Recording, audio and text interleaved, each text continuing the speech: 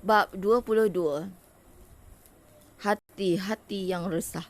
Kapten Reeds melawat pangkalan Bukit Candu dan Pasir Panjang jagaan Lieutenant Adnan. Beliau tidak berpuas hati dengan kekuatan yang ada di pangkalan tersebut. Lieutenant Adnan meminta tentera dan senjata tetapi masih belum tiba. Laksamana Thomas Sihat menghantar pesawat peninjau untuk mengintip pergerakan tentera Jepun. Cuaca buruk memberikan kesempatan kepada Jepun Jeneral Tomoyuki yang menyedari akan hal itu lalu segera mengubah laluan mereka. Laksamana Thomas Sihat berasa resah bimbang apabila pasukan peninjau memberitahu bahawa konvoi tentera Jepun hilang dari laluannya. Lieutenant Adnan dan anggotanya solat sembahyang hajat bagi menghadapi sebarang kemungkinan. Manakala di kampung Sungai Ramal, Sofia resah dan risau bahawa sesuatu yang malang akan berlaku kepada suaminya. Dalam bab ini antara peristiwanya ialah pada waktu pagi itu, Lieutenant Adnan dan pegawai-pegawai berkumpul di depan pejabat pengkalan tentera di Bukit Candu menyambut pegawai baru yang datang melaporkan diri iaitu Kapten Reeds.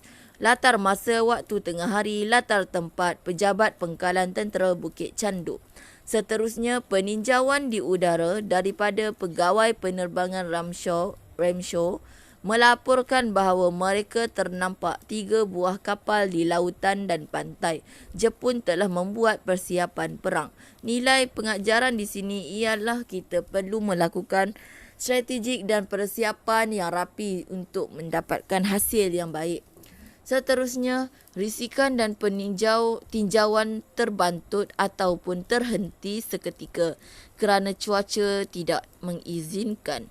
Setelah cuaca reda, pesawat peninjau melaporkan bahawa tentera Jepun hilang dari lautan yang sepatutnya mungkin kerana mereka telah tukar strategik menukar laluan lain. Tentera British mengarahkan pasukan berjaga-jaga. Adnan memberi taklimat di Bukit Candu dan Pasir Panjang untuk mempertingkatkan kawalan keselamatan. Latar tempat ialah Bukit Candu dan Pasir Panjang. Seterusnya, apabila mendapat tahu tentang serangan Jepun, Sofia termenung, gelisah bimbang keadaan suaminya, Adnan. Perwatakan Sofia di sini ialah seorang isteri yang penyayang. Latar masyarakat yang penyayang, nilai kasih sayang, pengajaran kita mestilah menyayangi ahli keluarga kita.